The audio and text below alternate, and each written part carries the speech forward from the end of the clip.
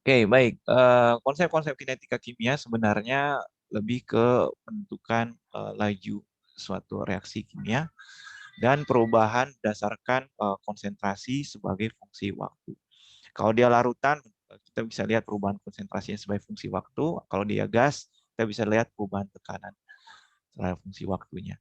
Dan laju reaksi adalah penurunan konsentrasi reaktan setiap satuan waktu atau kenaikan konsentrasi produk setiap satuan waktu.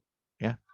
Dan kalau kalian mau lihat lajunya itu seper koefisiennya ya dari suatu reaksi di tiap spesies di reaktan maupun di produk dan akan sama dengan hukum lajunya ya, tetap hukum lajunya. Jadi kalau kamu mau cari hukum laju di A, ini kalau kamu cari hukum laju di B, ya sama dengan ini sepertiganya. Jadi sama dengan hukum lajunya. Hukum laju itu adalah V sama dengan tetapan laju dengan konsentrasi reaktan pangkat ordernya. Ya. Nah, kalau kita lihat dari secara grafik, laju di reaktan akan berkurang, konsentrasi reaktan akan berkurang dan konsentrasi di produk akan bertambah sering bertambahnya waktu. Faktor penentu laju sebenarnya Anda sudah pelajari di SMA, itu ada konsentrasi, ya bisa temperatur, kemudian luas permukaan, tekanan, katalis. Luas permukaan biasanya dari ini, orientasi tumbukannya tepat atau tidak. Kemudian kalau tekanan kan pasti kalau dia gas ya. Dan adanya katalis. Katalis itu fungsinya apa? Yang selalu di SMA. Untuk mempercepat laju reaksi. Untuk mempercepat laju reaksi, menurunkan energi aktivasi, dan kalau kesetimbangan itu mempercepat dia reaksinya menjadi kesetimbang ya. Dia tidak mempengaruhi nilai tetapan laju dan pergeseran kesetimbangan kalau dia reaksinya kesetimbangan. Oke, order reaksi itu adalah suatu nilai buat pengaruh reaktan terhadap laju reaksi. Ya, dia bisa didapatkan dari persamaan hukum laju dan order reaksi itu tentunya didapatkan eh, apa namanya? Didapatkan dari eksperimen ya. Tidak bisa didapatkan dari hafalan atau misalnya dari perhitungan. Pasti datanya itu didapatkan dari eksperimen. Ini ya. Terus ya. Jadi kalau order itu seharusnya didapatkannya dari eksperimen, jadi tidak didapatkannya dari pasti ada data dari konsentrasi, variasi konsentrasi dan data dari laju yang dihasilkan. Terus ya, slide-nya. Bentar.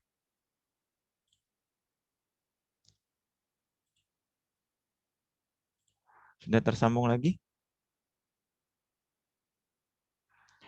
Jadi order reaksi itu tidak harus bilangan bulat ya. Jadi bisa pecahan juga. Namun yang di level kimia dasar yang kita bisa tentukan adalah konsentrasi terhadap waktu untuk order 0, 1, dan 2 ya. Seperti itu. Nah, kalau misalnya ada reaksi seperti ini, hukum lajunya seperti ini, didapatkan order NO itu 2, order O3 adalah 1, maka order totalnya adalah 3.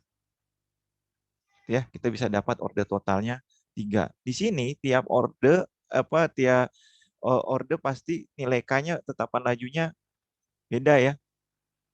Kalau ini kan kalau dalam reaksi order totalnya 3, berarti reaksi ini berjalan pada order totalnya 3. Dengan kontribusi order di NO adalah 2, order di O3 adalah 1 kan ya.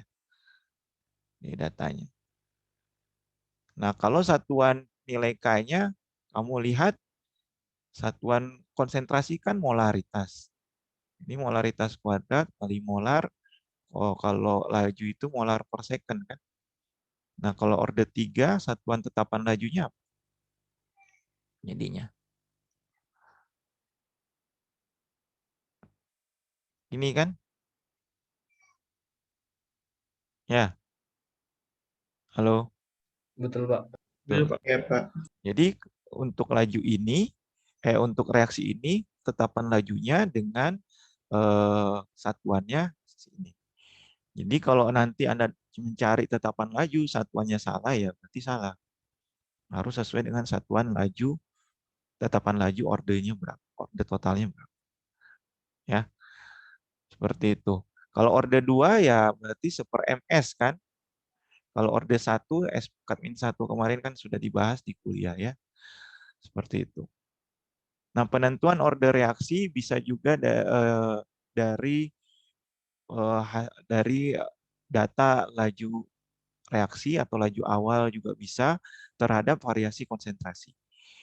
Ya, bisa juga dari konsentrasi masing-masing ya, penurunan konsentrasi masing-masing terhadap waktu, nanti Anda masukkan ke persamaan integralnya atau ln-nya atau sepernya, super konsentrasi atau konsentrasinya untuk bisa mencari dia order berapa. Nah, kalau misalnya ada dua reaksi dengan konsentrasi yang berbeda dan didapatkan lajunya, di sini Anda akan dapat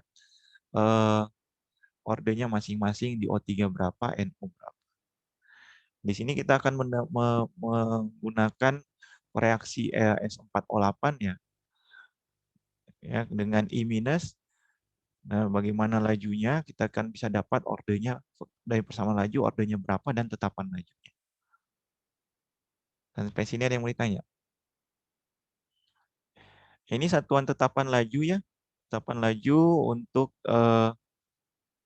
berbagai order. Yang kalian pelajari selama ini adalah order 0, order 1, dan order 2. Tapi order totalnya adalah 3 ya. Atau kalau masih ada reaksi, masing-masing ordernya 2, ya order totalnya 4. Oke. Dan kalau order 1, kita lihat kemarin waktu di kuliah, itu persamaan integralnya beda-beda ya. Order 2, order 3 beda-beda ya. Order 0, order 1, order 2 ya. Nah, di sini Anda bisa menentukan persamaan integralnya dan persamaan diferensialnya. Kalau order 1, persamaan integralnya ln AT per A0 ya. Kemudian untuk order, kalau diferensialnya dA per dt dengan asumsinya di order 1. Oke. Ini order 1, ini order 2. Ini sudah ada di kuliah semua ya. Yang Anda dapat 1/AT min 1/A0 sama dengan KT. Order 0, Anda bisa jawab sendiri bagaimana kalau order 0. V sama dengan K kan. Berarti dA per dt sama dengan K. Kan A pangkat 0 1. Ya. Jadi kalau diintegralkan 0 terhadap A, ini dA sama dengan 0 terhadap T, KT kan ya. dt. Sorry. Seperti ini. Nanti kamu akan dapat persamaan integralnya AT min A0 sama dengan KT kan ya. Nah, itu Anda sudah pelajari di kuliah. Nah, grafiknya juga akan Anda dapat, misalnya kalau terhadap ln terhadap waktu sama konsentrasi terhadap waktu, ln konsentrasi terhadap waktu tadi ya, dan konsentrasi terhadap waktu. Nah, gradiennya itu adalah nilai K-nya. Atau Anda bisa ambil satu-satu, 2 titik gitu ya, masukkan ke persamaan integral order 1, order 2, atau order 0, Anda bisa dapat ordernya. Kalau dia dapat linear, Anda bisa dapat nilai K-nya. Kalau Anda dapat linear, itulah ordernya ya, terhadap konsentrasi dengan waktunya. Kemudian di kuliah juga Anda sudah bahas tentang teori tumbukan. Pengaruh konsentrasi dan temperatur di mana energi aktivasi pada teori tumbukan ini akan tercapai dan orientasi molekul itu akan tepat orientasinya, yaitu akan mempercepat laju reaksi. Di sini nanti akan Anda tentukan adanya energi aktivasi. Nah, kita tahu kalau reaksinya dia eksoterm atau endoterm, kurva energi terhadap jalannya konsentrasi itu beda-beda ya. Diajarkan kan ya di kuliah ya. Jalannya reaksi terhadap energi. Kalau eksoterm gimana?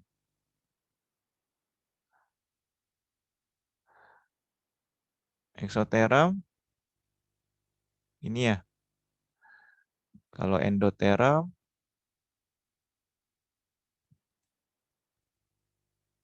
ini. Gitu ya.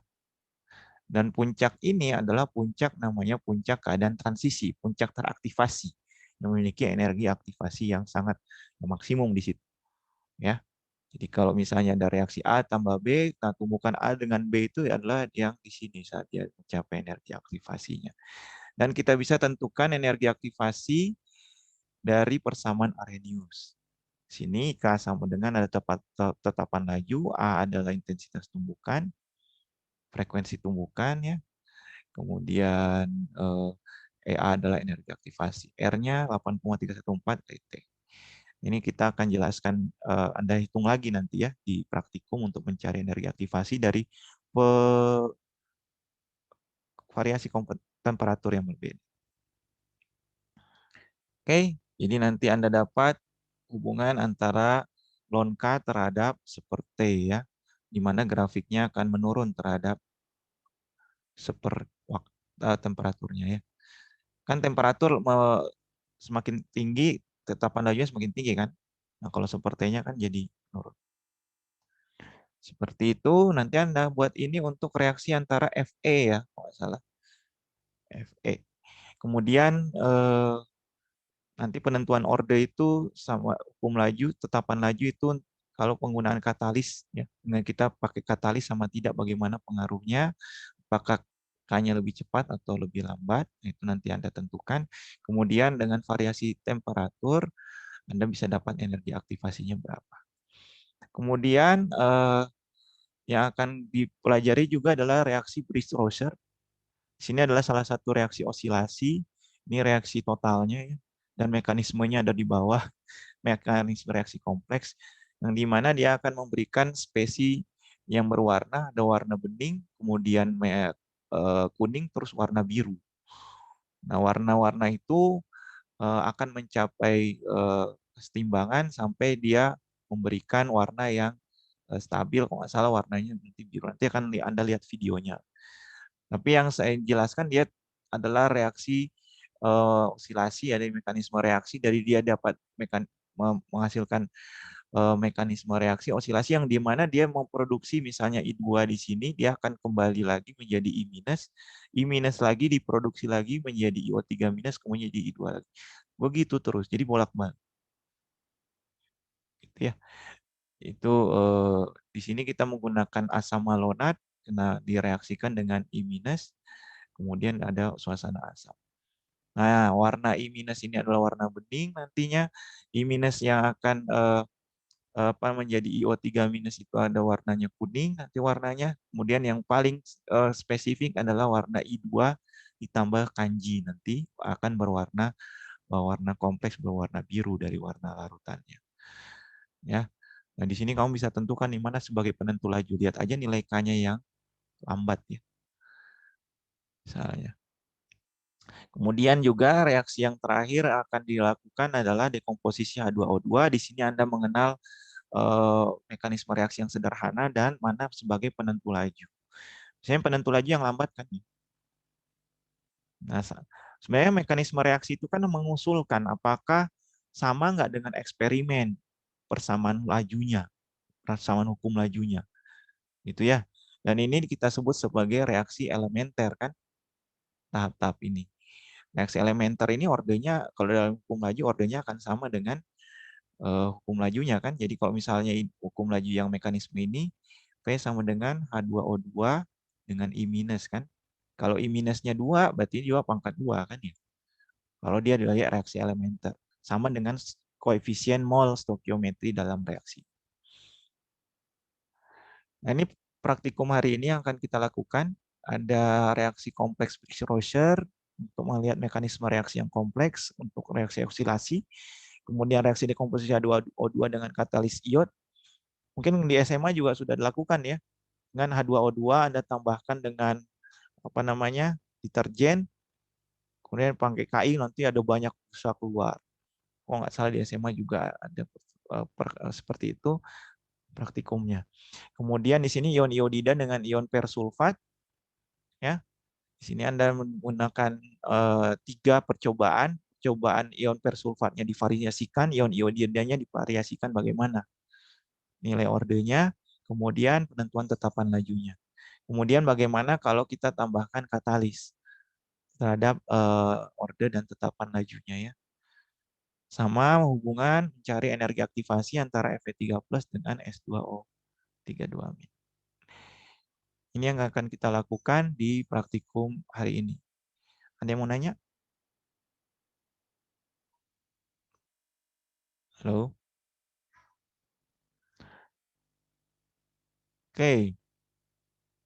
Kalau tidak ada, silakan bisa masuk ke link masing-masing asisten, kelompok masing-masing dengan asistennya. Ini link Google Meet-nya ya, masing-masing. Untuk kelompok 1 dan 2 akan diasistennya oleh Kak Waode. Untuk kelompok 3 oleh Kak Delvi. Asisten kelompok 4 adalah Popi. Asisten kelompok 6 adalah Josephine. Untuk kelompok 5 dan 7 akan disampaikan oleh Kak Revaldi ya. Nih. Sudah dicatat? Bisa masuk ke linknya? Sudah, Pak. Oke.